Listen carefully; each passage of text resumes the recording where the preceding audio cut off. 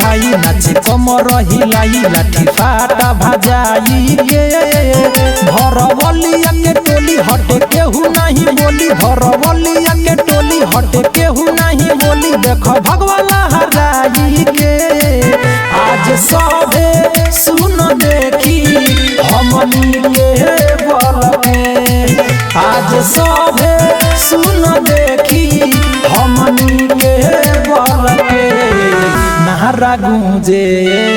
जय श्री राम नारा गूंजे देखो तू दही में बजरंग दल के नारा गूंजे देखो तू दही में बजरंग दल के प्रदीप केनी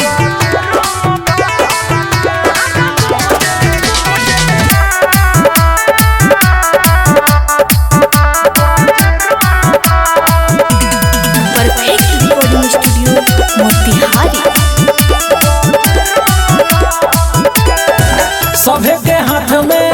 बाट भाला बजरंग दल के चर्चा सुनाला सभे के हाथ में बाट भाला बजरंग दल के चर्चा सुनाला नौका छवारी तलवार लेके भाजता बुढ़ो जवान सब डीजे बनाचता आज सभे सुन देखी हमनी के बल के आज सभे सुन देखी हमनी के बल के नारा गूंजे जय श्री राम नारा गूंजे देखो तू दही में बजरंग दल के नारा गूंजे देखो तू दही में बजरंग दल के देखो तू दही के भाई नाचे कमर हिलाई लाठी फाटा भजाई के भरवलिया के टोली हटे केहू नहीं बोली भरवलिया के टोली हटे केहू नहीं बोली देख भगवाला हराई के